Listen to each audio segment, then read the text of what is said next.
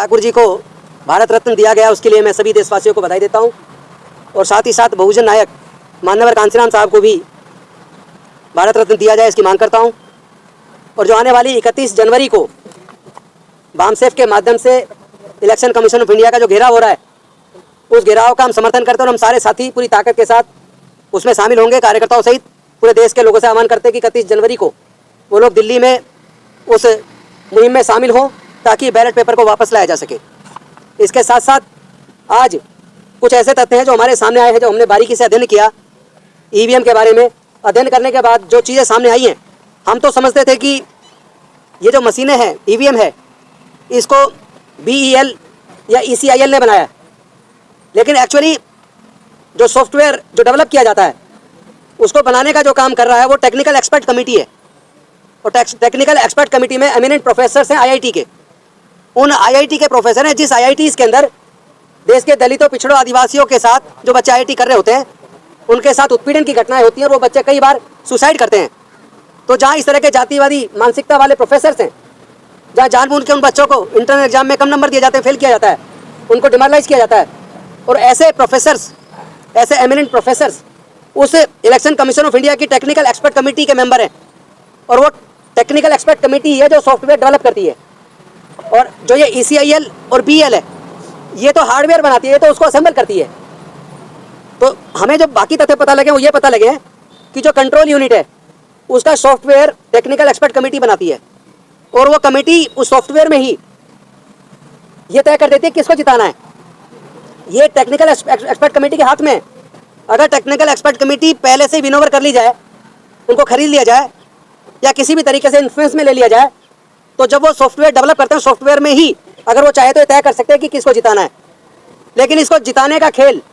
जो सबसे बड़ा खेल है, वो बिना टाइमर के संभव नहीं है। इस मशीन के अंदर, EVM के अंदर जो कंट्रोल यूनिट है उसके अंदर बाकायदा एक टाइमर लगा हुआ है जिसमें पूरा टाइम डेट दोनों चीज़ होती है। और अगर टाइम और डेट ना हो तो वो गड़बड़ करना मुश्किल है। मैंने इसको बड़े बारीकी से पढ़ा है और उसके आधार पर मैं आपको बता रहा हूँ कि ये स्वैप कब होनी है,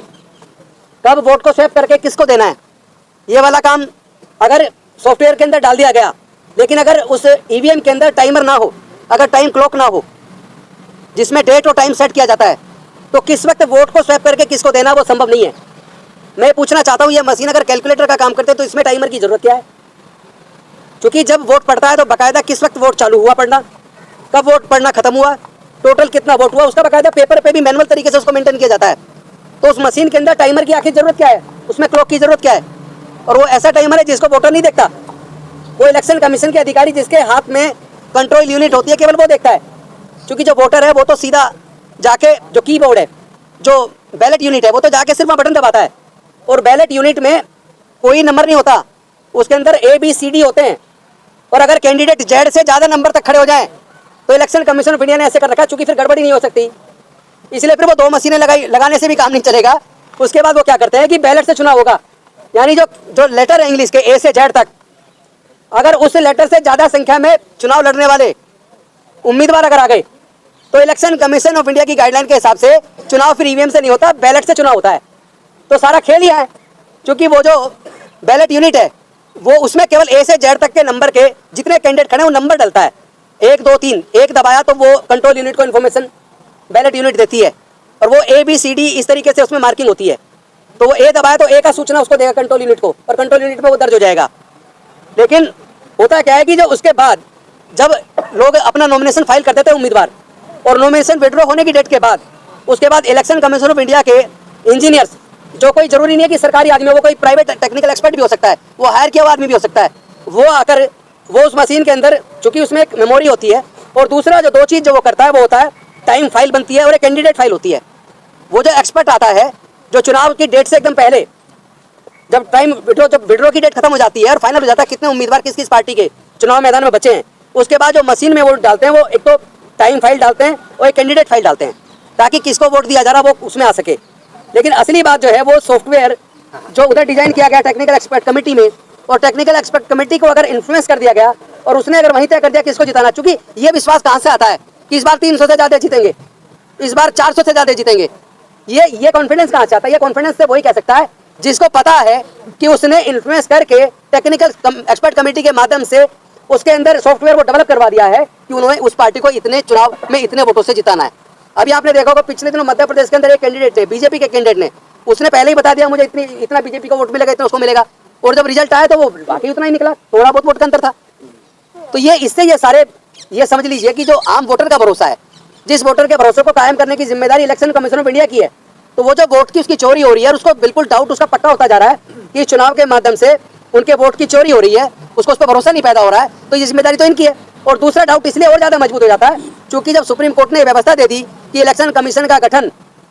कि 3 जो सदस्य कमेटी होगी, एक प्रधानमंत्री होंगे, एक अपोजिशन के लीडर होंगे और एक सुप्रीम कोर्ट के चीफ जस्टिस होंगे, लेकिन माननीय मोदी जी ने संसद के माध्यम से एक कानून लाकर उसको बदल दिया और अब उस 3 सदस्य कमेटी में 2 सदस्य केंद्र सरकार के हो गए, एक प्रधानमंत्री जी हो गए और एक उनके लॉ मिनिस्टर हो गए, एक लीडर अपोजिशन हो गए। यानी जिसको इलेक्शन कमिश्नर वो बनाना चाहेंगे वो उसको बनाएंगे और वो उनके इन्फ्लुएंस का आदमी हो सकता है, इससे पॉसिबिलिटी को रूल आउट नहीं किया जा सकता। इसलिए हम निवेदन करते हैं इलेक्शन कमीशन ऑफ इंडिया से, देश के राष्ट्रपति जी से, कि वो इसमें संज्ञान लें और माननीय सर्वोच्च न्यायालय के मुख्य न्यायाधीश से और उनके कंपेनियन जजेस से भी हम निवेदन करते हैं कि वो इस पर संज्ञान लें और उस व्यवस्था को कायम करें और जो ये कानून लाया गया संसद के द्वारा उसको नल एंड वॉइड डिक्लेयर करें। अब मैं चाहूंगा क्योंकि जो आरटीआई से इन्फॉर्मेशन कलेक्ट करके बहुत सारी सच्चाई हमारे भानु प्रताप सिंह जी एडवोकेट लेके आए वो रखें। उससे पहले एक बात और मैं आपको बता दूं